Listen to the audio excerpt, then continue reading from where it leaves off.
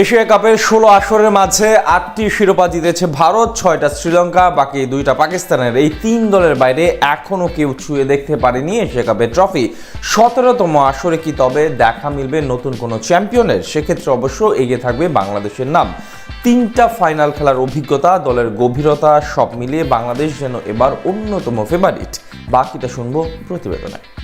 ১৯৮৪ সাল হতে শুরু হয় এশিয়া কাপের আসর। সেবার মাত্র ৩ দল নিয়ে হয় পদযাত্রা। সংখ্যাটা বেড়ে ৪ হয় যখন ১৯৮৮ সালে যুক্ত হয় বাংলাদেশের নাম। সময়ের পরিক্রমায় এশিয়া কাপে এখন দলের সংখ্যা ৮টি। এবারই প্রথম এত বড় পরিসরে টুর্নামেন্ট আয়োজন করতে যাচ্ছে এসিসি। ৯ তারিখ শুরু হতে যাওয়া টুর্নামেন্ট শেষ হবে ২৮ সেপ্টেম্বর। এখন পর্যন্ত ৩টি দেশ জিতেছে এশিয়া কাপের শিরোপা। একটা প্রশ্ন হয়তো ঘুরপাক খেতেই পারে সবার সামনে, তবে বাংলাদেশই কি হবে নতুন বা চতুর্থ দল যাদের হাতে ছোঁয়া পাবে এশিয়া কাপের ট্রফি? বাংলাদেশ বরাবরই থাকে আলোচনার বাইরে। কেউ কেউ আলোচনা রাখতে চায় না বাংলাদেশকে, অথচ এশিয়া কাপে বাংলাদেশের রেকর্ড কিন্তু কম চমকপ্রদ নয়। এর আগে ভারত, পাকিস্তান আর শ্রীলঙ্কার মতো পরাশক্তিকে একাধিকবার হারিয়েছে তারা। ২০১২, ২০১৬ ও ২০১৮ সালে ৩বার ফাইনালে উঠেও শিরোপা ছুঁয়ে দেখার ভাগ্য হয়নি। সব মিলিয়ে ৩ ব্যর্থতার পর এবার দলটার চোখ সেই স্বপ্নের ট্রফিতেই। টি-২০ ফরম্যাটে এখন পর্যন্ত ২টি এশিয়া কাপ অনুষ্ঠিত হয়েছে, যার একটি ২০১৬ সালে, যেবার ঘরের মাঠে ফাইনালেও খেলেছিল বাংলাদেশ।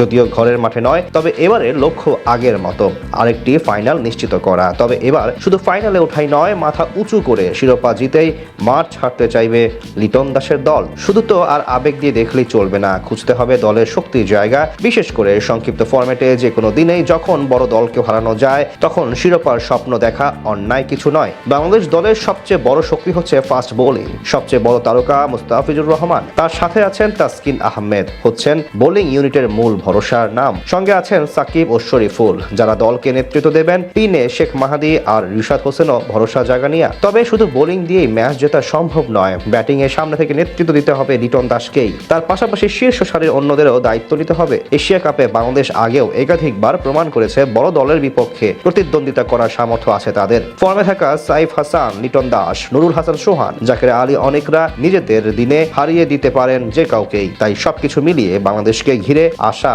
অনেক বেশি। গ্রুপ পর্বে যদি শ্রীলঙ্কা ও আফগানিস্তানের সাথে ভালো করতে পারে, তবে বৃদ্ধি পাবে সেই সম্ভাবনা।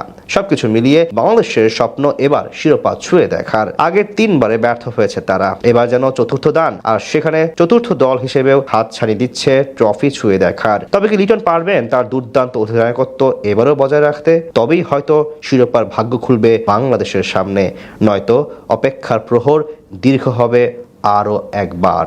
৯ তারিখ শুরু হতে যাওয়া টুর্নামেন্ট শেষ হবে ২৮ সেপ্টেম্বর।